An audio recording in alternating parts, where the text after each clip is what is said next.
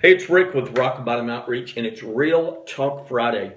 We had Bible study Wednesday night. It is in Denton, and it's called RBO in the Word. And we do it at a coffee shop called Zera's Coffee on McKinney. And usually at about 6:30 we fellowship, and we start at 7 o'clock. But I promise this is not your mama's Bible study. It's a little different. And so it's very user friendly. I used to be afraid to go to Bible study back in the day because I was afraid somebody was going to ask me a question and I would look like an idiot because I did not know the answer. But we don't do that. I mean, you share if you want to share. You don't got to say anything. I mean, if you want to buy all of us a drink, you're welcome to do that. They have great coffee there. So anyway, we do that on Wednesday night. But one thing we talked about is a lot of times, we're not ashamed of the gospel. We're afraid to share the gospel because we don't know what to say. And you're probably thinking like, Rick, man, I'm not going to go walking around preaching everybody. I'm not talking about that. And I'm not talking about you doing anything but sharing your testimony God gave you. But here is a bigger picture. I'm talking about your kids. The questions your kids ask you. Now, see, that's a lot more important than a question you'll be asked in Bible study. Because kids are real and they'll ask you anything. The Bible talks about in Proverbs 22:6, start children off in the way they should go. And even when they're old, they will not turn from it. I do think of the prodigal son. I talk about this a lot. Obviously, he was raised well by father. He had two sons, and anyway, he did return to the father, and after he squandered everything.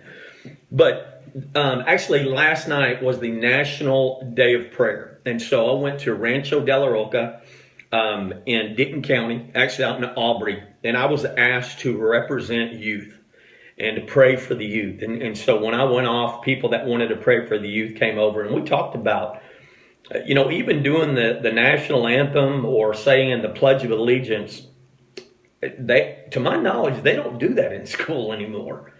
And so they maybe have never even heard that before, which is shocking. But, the older we get and the more our kids grow, the tougher the questions get. Questions like this. Daddy, how do you know there's a God?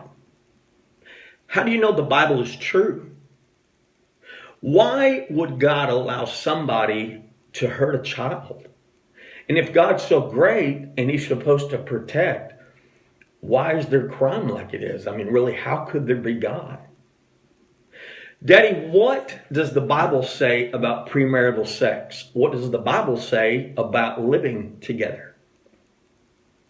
Can you answer any of those? And I'm not casting a stone. I just want you to understand.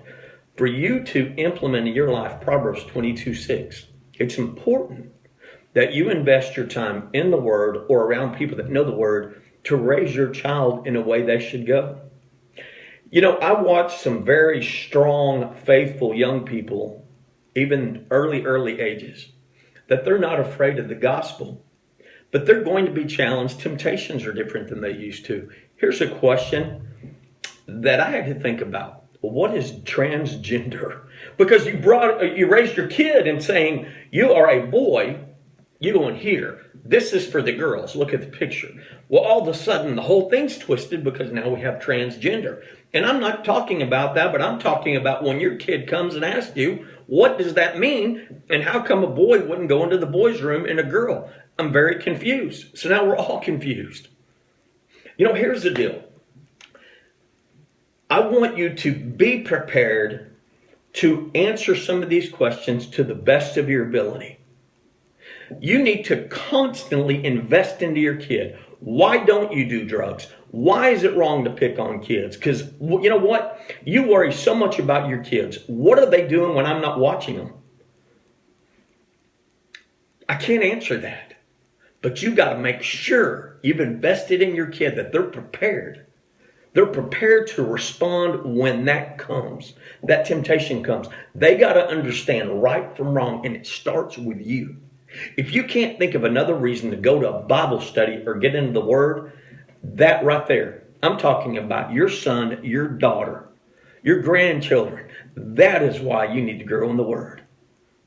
So you can share the gospel with them. Man, go if you want. Go request being part of the RBO in the Word.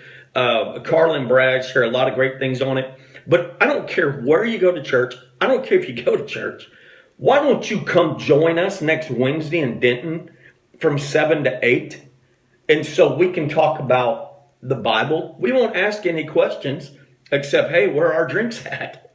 I'm kidding about that.